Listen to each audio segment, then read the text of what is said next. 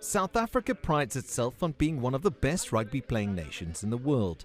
And the country's track record certainly speaks for itself, having won the biggest prize in rugby on 3 occasions. But it's not just at senior level where the Rainbow Nation excels. At school and junior levels, such as the Under-20 World Championships, South Africa have been crowned world champions, and many players in the current Springbok squad have come through the system, or the so-called talent pipeline. What I see that there is great potential. I think our future is in a good space, and compliments also must go to their coaches, Bafana, I know he's got a couple of seasons with that team, but I think with what they're doing, and the fact that they're in the semi-final now, playing against Ireland on Sunday, it's something that is massive, Schools across South Africa boast a proud and rich rugby culture, and in many instances, it isn't a teacher who is coaching the first team. It is an expert who brings along a wealth of knowledge and is paid extremely well to bring success to the school. If you look at our school systems, it's still actually as strong as it's ever been.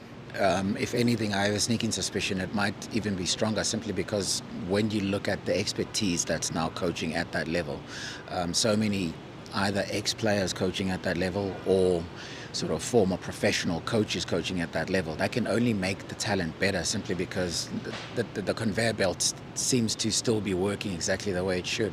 Clubs from the Northern Hemisphere have dedicated scouts in South Africa looking for talented players they can lure abroad, and it is something that South African rugby needs to address to keep the best talent on home soil. The systems and the development of those players needs to be at an exceptionally good level. That's the one thing the Northern Hemisphere have done. Those systems are down on professional club level, professional international level, and they at that point already. Whereas we probably are a bit behind in that, and I think that's where we can, if we get those systems right, I think our juniors will be unstoppable. South Africa continues to be a breeding ground of exceptional rugby talent. Each year, school derbies draw massive crowds and produce incredible contests. But with a huge competition for spaces at unions and lucrative deals in the Northern Hemisphere, there will always be players who leave the Rainbow Nation. Therefore, the onus lies on clubs, unions and SA Rugby to identify the best, nurture them and provide them with the backing to reach their true potential as Springboks one day. CS du Plessis, CGTN, Pretoria.